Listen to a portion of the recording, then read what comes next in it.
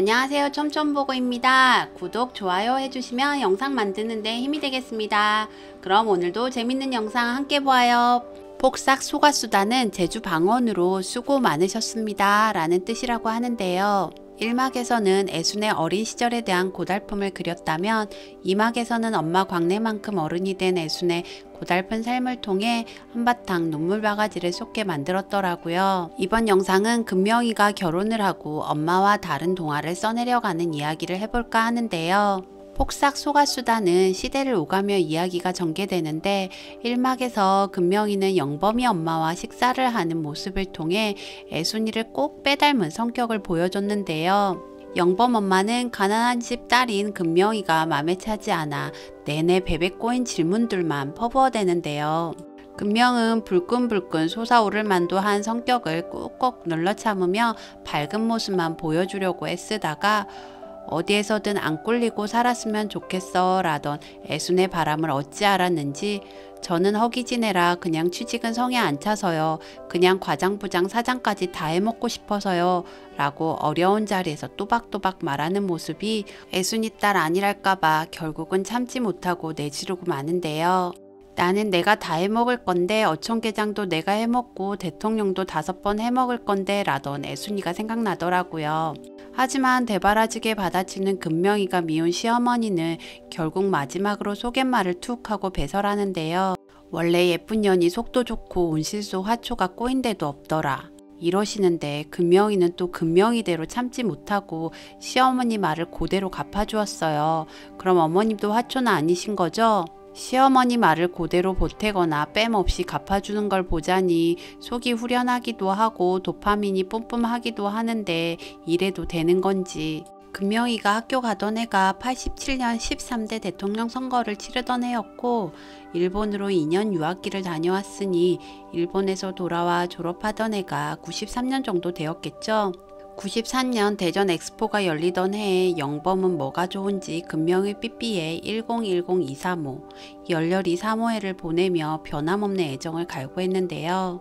영범이가 금명이 좋아서 쫓아다닌 건데 마치 금명이가 쫓아다닌 양. 게다가 안 봐도 비디오인 시어머니 자리는 고달플 게 뻔히 눈에 보이는데 억울한 것을 안 것인지 우리 금명이 결국 하얀 드레스 입고 울면서 영범이를 향해 식장에 입장하는 걸 보니 애순이 씹살이 생각이 나서 내가 다 말리고 싶더라고요. 화초 좋아하는 영범 엄마가 있는 곳이라도 이겨낼 수 있었던 금명은 화초가 아닌 잡초마냥 일과 사랑을 다 이룰 듯 불가능한 꿈을 가슴에 품고 새로운 시대를 열어 제낄 것 같아요. 무엇이든 자신만만한 금명이는 새 시대를 열어 제끼듯 당당하게 결혼식장에 입장할 줄만 알았는데 막상 닥친 현실 앞에서 참았던 눈물을 터뜨리며 식장에 입장하는데요. 엄마 앞에서는 속 깊은 딸이었다가도 관식 앞에서만 툴툴 속내를 내비치는 금명은 식장 앞에서도 관식에게 깊은 두려움을 드러내는데요. 엄마 애순과 달리 하얀 드레스에 면사포를 두르고 화려한 결혼식을 치르는 듯 하지만 또 엄마 애순과 같이 이쁜 아기를 뱃속에 품고 식장에 입장할 것 같은데요. 만만할 것만 같던 새 시대는 금명이의 기대와 달리 만만치만은 않고 직장에서의 유리천장은 금명이가 바라는 대로 과장, 부장, 사장의 자리를 손쉽게 내어주지 않았고 시대는 변했지만 시어머니는 변하지 않았고 한결같이 쫓아다니던 영범이는 소주군 귀신이 신 것 마냥 짓거리지 않는 것만 관식이를 닮았는지 그 외에 애순이만 아끼는 관식이 같은 사내는 아니었는데요. 영범이는 아빠의 대를 잇기 위해 법대에 입학했고 첫 만남에서부터 상대에게 하대하는 아빠를 빼 닮았는지 베베 꼬인 엄마를 빼 닮았는지 그 시대 아빠들처럼 연애 때만 잘해주는 그런 사내였던 것 같아요. 식장에 입장할 때 금명은 엄마의 사랑은 동화였다. 내 이야기도 동화가 될 수 있을까? 라고 이야기하는데 아무래도 금명의 사랑은 새로운 해피엔딩의 동화가 되지 않을까요? 왕자님과 행복하게 살았습니다 라는 해피엔딩이 아니라 나만의 삶을 혼자서 당차게 하지만 힘겹게 꾸역꾸역 끓여가는 그런 해피엔딩으로 말이죠. 예고편에서 반짝이는 반지를 왼손에 낀 금명이는 택시 안에서 서럽게 울기만 하고 이어나온 장면에서 엄마와 함께 배를 탄 금명에게 애수는 금명에게 네 잘못이 아니야 라고 이야기해 주는데요.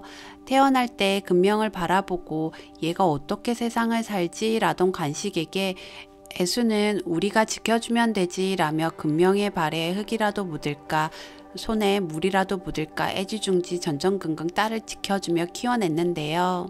30년이 넘게 애순과 관식의 보살핌을 받은 금명은 어느덧 부모님의 건강을 살펴줄 나이가 되었더라고요.